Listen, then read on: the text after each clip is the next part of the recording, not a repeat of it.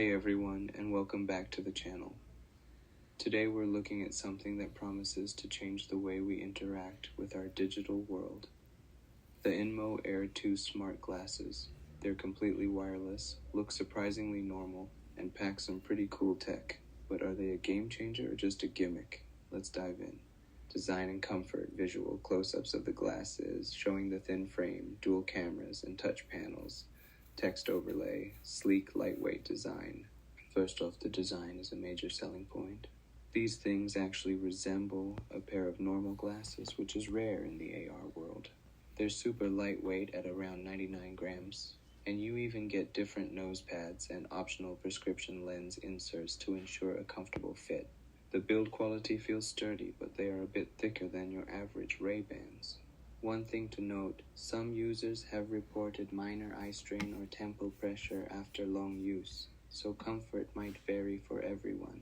Core features: visual on-screen graphics simulating the 70-inch virtual screen, shots of the menu interface, then camera footage, then translation in action, text overlay, your portable 70-inch screen.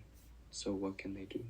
The core is the display, dual full-color micro-OLED screens that project a virtual 70-inch screen about 3 to 4 meters away.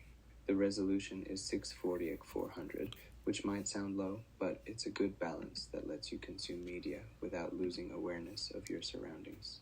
The glasses run on an independent Android-based OS, INMO 2.0, and come preloaded with apps like YouTube and TikTok.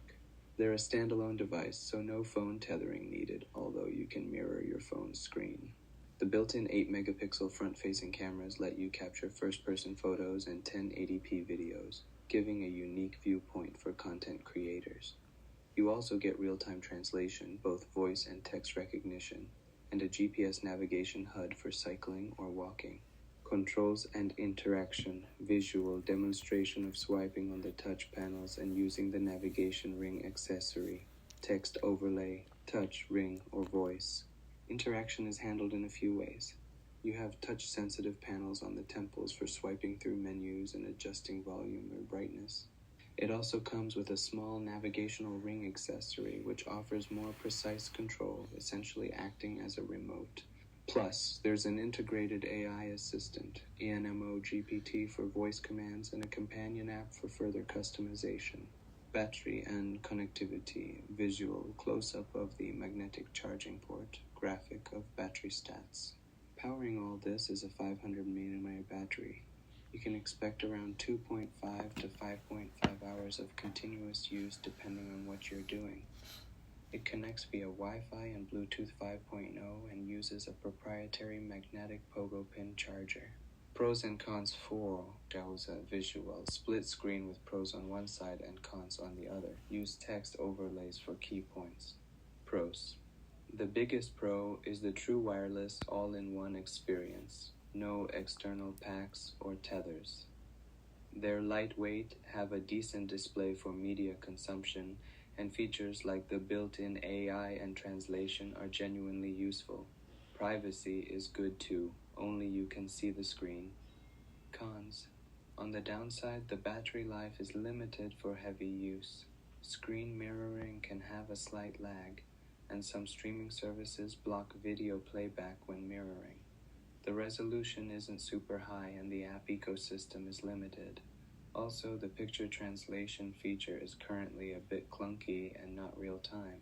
Verdict and outro. Visual host speaking directly to camera, with B-roll of the glasses being used. The INMO Air 2 is a solid entry point into consumer AR glasses. It functions as a portable phone and computer on your face, offering a glimpse into the future of tech without the hefty price tag of something like the Apple Vision Pro.